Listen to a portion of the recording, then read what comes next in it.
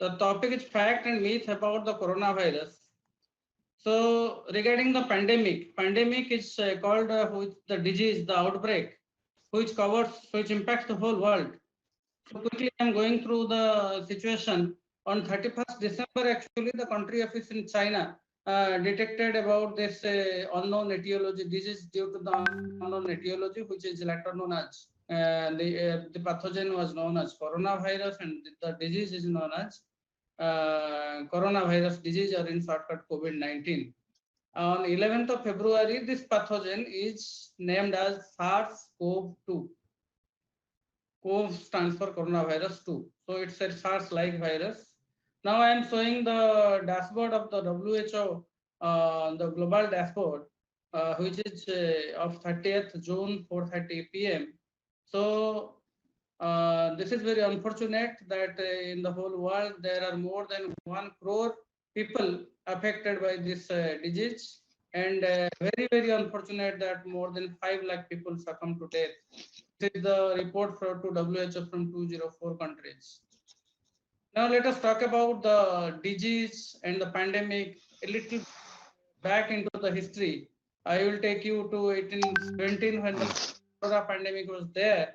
It started none other than India in Calcutta, then spread to the Southeast Asia region. The death toll is more than 2 million. Then the second cholera pandemic, 1826 to 1837 in Asia, Europe and America, and the death toll is around 1 lakh. The third cholera pandemic, 1846 to 1860 in Russia, and the death toll is around 1 million. Then we will talk about Spanish flu, and it was worldwide, affecting almost all the areas, all the countries, all the continents, which started around 100 years back from today, that is 1918 to 120, and the death toll is 50 million to 100 million almost. So roughly it is at least 50 million, and it is estimated that 1/3 of the population was affected by that time, and around 1/6 of Europe's population succumbed to this deadly disease, and 1/6 of the population died. Then swine flu, you must be knowing, from 2009 to 2010, it caused around 2.84 lakh deaths, and currently COVID-19 pandemic, which started in December 2009 and the ongoing, and the situation I have told you. Let us go to 100 years back to see what is the Spanish flu. I have shared just few photographs from our archive. You see all these photographs in black and white. They are 100 years back photograph. You see the words almost in the same way we are dealing with the COVID patient. Now the word is a little bit better, but there are a huge number of patients. So the hospitals become overwhelmed. You see the mask. So 100 years back also, the mask is the only way to prevent the spread of the disease. You also like to see that the newspaper article showing that influenza epidemic, and because of that the schools, churches and the theaters are closed, and government notice, Red Cross notice to wear the mask. The situation is almost similar and after the 100 year, but because of the advancement of the science and public health, now we are a little bit better position to address this pandemic. So let us go to the topic, that is myth and fact. So what is the causative agent? The causative agent is none other than the COVID-19 virus, and that is a virus. And when we usually people say that this is a coronavirus, but coronavirus is a huge family of virus, and it has alpha virus, beta virus, delta virus. It has virus that infects the human being. It has virus that infects the animal also. But to this taxonomic, the whole family of coronavirus, this coronavirus, the novel coronavirus which has caused the SARS-CoV-2, was not known to us before December 2019. So the new coronavirus, can it be transmitted through mosquito bite? People think a lot about that. The answer is no. It will not be transmitted through mosquito bites. Does it transmitted through house flies? Again, to date there is no evidence that the the virus, coronavirus, will be transmitted through flies. And the important, I would like to reiterate this again and again during the discussion, that the virus that causes for COVID-19 spreads primarily through droplet generated when an infected person coughs, sneezes, or speaks or coughs. So that outburst of the respiratory activity that brings the virus from within of that particular person to the environment, and the virus can reach up to 1 meter or 2 meter maximum to infect another person. So to protect yourself, keep at least 1 meter distance from other, irrespective of you know that person is affected or not affected. That's why it is called social distancing. And disinfect frequently to your surface, to your floors, also your hand. That should be disinfected frequently. So there was also, these are all queries raised from various corners of the globe, and the answer is given by WHO official team. So you can see in every answer the WHO logo is also there. So can the virus travel through this mobile network? The answer is no. And can thermal scanner detect COVID-19? People are thinking that thermal scanner is there and I am not detected, so I must be COVID negative. So the answer is again no. The thermal scanners are effective in detecting people who have fever. So fever is one of the sign and symptom of the COVID-19. So that's how we are actually suspecting, screening. The first line is screening, then the second line is suspecting, the third line is testing. And like where we get to know where the virus is actually. So can sewage spread the COVID-19 virus? So the likelihood of COVID-19 being spread on sewage and infective individuals is very, very low. But as we practice in India as a precautionary measure, particularly in homes where infants, small children and elderly people are there, it is better to keep the sewage outside of the entrance or at the entrance. Can people wear mask while exercising? So the answer is people should not wear the mask when exercising. Mask may reduce the ability to breathe comfortably, and sweat can make the mask become wet more quickly, which makes it difficult to breathe and promotes the growth of the microorganism. The important preventive measures during the exercise is to maintain physical distance of at least 1 meter from others. So when we are alone and no one around, so we can off our mask and do the exercise comfortably. The prolonged use of medical mask when properly worn, does it cause CO2 toxicity or intoxication or oxygen deficiency? The fact is, the prolonged use of medical mask when properly worn does not cause CO2 intoxication or CO2 toxicity or oxygen deficiency. So while wearing a medical mask, make sure it fits properly and that it is tight enough to allow you to breathe normally. Do not reuse disposable mask and always change it as soon as it gets damp. We had a discussion with our Honorable Governor last week, and the Honorable Governor has attracted two important components in the COVID-19 response in Odisha. One is there should be very high amplified public awareness or society awareness on the effectivity of mask in fighting the COVID-19. I will tell theoretically or practically what you may believe. If everybody will use the mask, then we can stop the virus spreading. And when the virus is not spreaded from one person to another, eventually it will die. That is the natural course of the virus.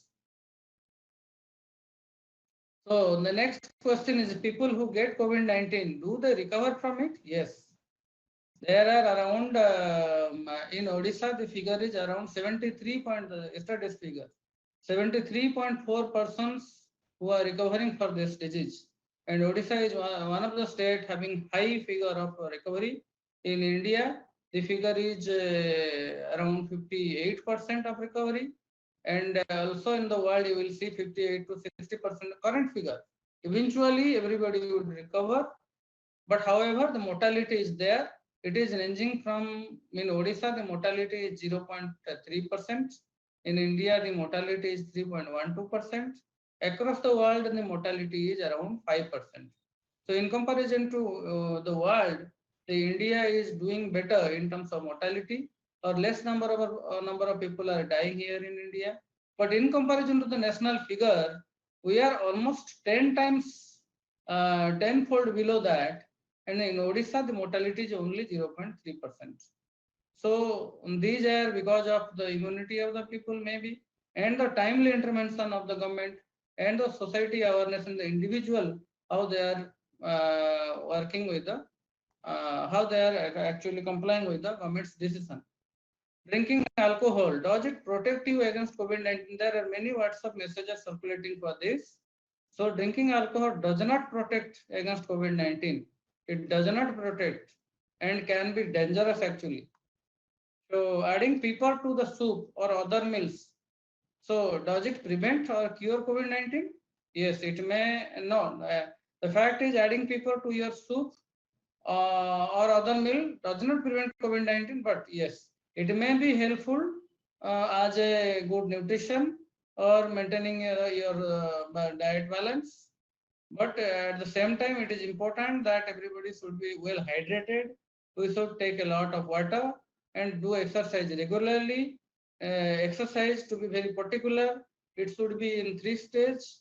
That is one physical exercise. Then another is the pranayam, and the third thing is meditation. If a person do physical exercise followed by pranayam, followed by meditation, a good balance of all those activities, the immunity level will be definitely higher. A person is having higher immunity level will, and the recovery rate will be better than comparative to other individuals who don't do it. Then there are many news and saying that spraying and introducing bleach or another disinfectant into your body, will it protect you against COVID-19? The fact is, spraying or introducing bleach into your body will not protect against COVID-19 and can be dangerous. So it is not to be used like that. They are only to be used as a disinfectant to mop our surfaces, to disinfect our frequently touchable areas like the doorknob, the switchboard, the table, the chair handle, but not to be used for the human body. So drinking methanol, when I am talking about spirit, like alcohol, the answer is no. It does not prevent or cure COVID-19. Rather, it will be extremely dangerous. In alcohol, I say it is dangerous, but consuming spirit or something like that, it will be extremely dangerous. As a complete no on that. So there were discussion around the corner that in the hot climate, the COVID-19 will die down, the corona will die down, and the COVID-19 will reduce. But the fact is, exposing yourself to the sun or the temperature higher than 25 degrees centigrade does not prevent or cure COVID-19. But yes, I must say that every day a little bit exposure, especially before 9 a.m. to the sun, will definitely induce the enhancement of vitamin D level in the body, which actually enhances the internal immunity or the host immunity. So, but it should not be mistaken that if we will only stay in the sun, the COVID-19 or the coronavirus will not catch us. But it is helpful, I must say. So in the hot countries, people were thinking earlier that the virus spread of the virus will be less. No, it's not like that. Once the virus get into our body temperature is maintained less than 37 degrees irrespective of the environmental temperature. So taking a hot bath, does it prevent? No. Taking a hot bath does not prevent, but taking a bath in the warm water, it helps your body to get relaxed, helps your body to, it's a healthy practice, we can say. Cold weather, can it kill the coronavirus? No, cold weather does not kill the coronavirus. Then another thing is there that if anybody can hold the breath for 10 seconds without coughing or feeling, then clinically people are thinking that clinically it indicates that the person is not having COVID-19. We have seen number of cases in Odisha who are detected COVID positive or having coronavirus within them, but they are completely normal. They are completely asymptomatic. In Odisha, around more than 80 to 90% cases are asymptomatic. So they behave like any other normal being. So it's not like that. And a person who is compromised with the chest capacity, if he will or she will try to hold the breath, it may be counterproductive. Are hand dryers are effective in killing the new coronavirus? People are thinking that if the if the hand sanitizer is not there, so you can dry the hand and the coronavirus will be killed there. So it is not the fact. Disinfecting using the ultraviolet lamps, is it useful? WHO says it's not useful. Rather, it will be harmful. Do vaccine against pneumonia? There are various vaccines like pneumococcal conjugate vaccine. So do the vaccine against pneumonia protect against the new coronavirus? So actually when the coronavirus gets, an individual is infected with coronavirus, eventually he get complication of the bacterial infection also. So it is also said by the scientists and the doctors that in Spanish flu, which happened 100 years back, actually more number of people died because of complication of opportunistic infection or bacterial infection rather than the viral infection. So yes, any vaccine that prevents the pneumonia or lung infection will be helpful. Can regularly rinsing your nose with saline help to prevent infection with the new coronavirus? It has been seen that rinsing your nose with saline is helpful for common cold, but no such scientific evidence is there that it will cure the coronavirus. However, I will say the epidemiology that when the virus is inhaled through nose, it spread actually it multiply in nasopharynx. So rinsing nose will help clearing the nose and the nasopharynx. So a little bit healthy practice, but it should not be mistaken that it will cure coronavirus or prevent coronavirus. Eating garlic. So does it help? Garlic is a healthy food. So that may have some antimicrobial properties. However, there is no evidence that from current outbreak, eating garlic will be helpful or in preventing the coronavirus. So does the new coronavirus affect older people or younger people are also susceptible? The older people with pre-existing medical conditions such as asthma, diabetes, heart disease, kidney disease, they are more vulnerable. The data says that they are 3 times vulnerable than the individual who are less than 60 years age and not having any such disease. So any person of more than 60-year age or having the disease, they should be protected specially. They should be kept in indoors and they should be always using the mask. Or any person who is having any symptom like flu-like symptom like cough and cold and runny nose, they should avoid going to the people, elderly people like in our family, we have mothers, we have grandmothers, grandfathers, etc. So are antibiotic effective in preventing and treating the new coronavirus? Yes, antibiotic is helpful once the person is affected by coronavirus and then opportunistic bacterial infection will be there, antibiotic will be helpful, but antibiotic do not work against virus. So can person recover from the coronavirus disease? I have said the recovery rate in Odisha is 73%. So as of date, 73% people are recovering from coronavirus. Usually we see sooner or later people are recovering from coronavirus, except the unfortunate few people in Odisha it is only 0.32 who succumb to death because of the coronavirus. Otherwise, people can easily recover. So this is the strategy of fighting the coronavirus disease. Basically, it is a social disease. So there are no clear-cut confirmed treatment. The treatment is only conservative. But so social distancing is the mainstay of fighting the COVID-19 pandemic. So under the overarching coverage of social distancing, that we should not be close to another person and we should always maintain a distance of more than 1 meter. While we maintaining that, at the same time, there should be surveillance, that is to identify the suspect. And who is a suspect through this webinar, I would like to request all the individuals present here, they spread this knowledge among the society that the person is having fever along with cough or sore throat is called a suspect. So any person is having such type of thing, we call this influenza-like illness, they should be tested. At least you should report that so that they come to the notice of the health system. Then any person having such type of symptom who are suspect should be quarantined.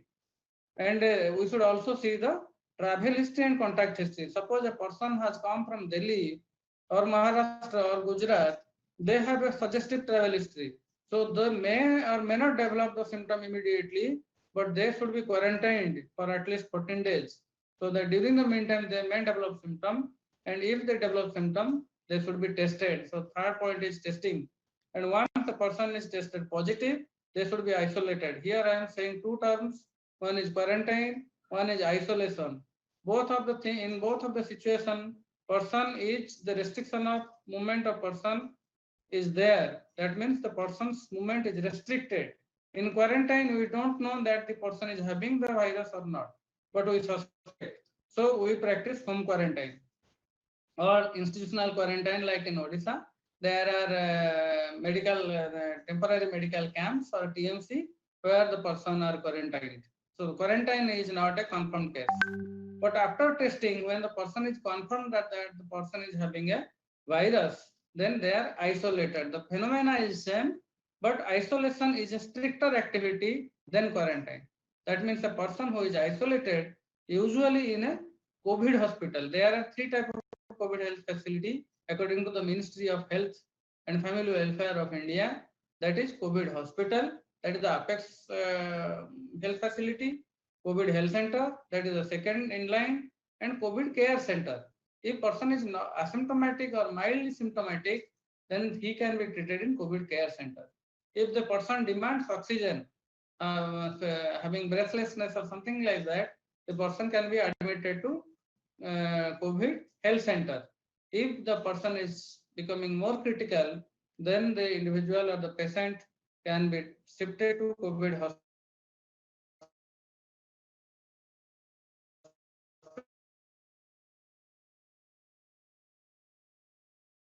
So while we do all these activities, surveillance, quarantine, testing, and isolation, that should be continuous public awareness. People should be well aware of this, like this myth and fact, like what to do and what not to do, the importance of use of mask, the importance of hand washing. The more frequently we do the hand washing, we actually kill the virus. So I want to reiterate that if everybody will use the mask, we are actually killing the virus.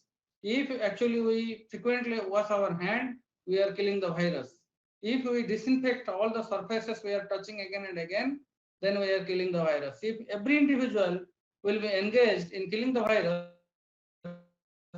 psychosocial counseling, everybody in the society now is under a lot of stress, tremendous stress. So everybody needs counseling. We can help each other only. No third person out of the world will come to help us.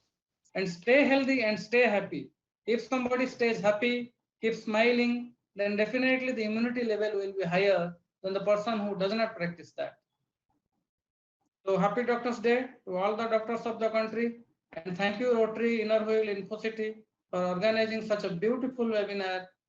And in that way, actually, you are into the fighting against COVID-19. Thank you.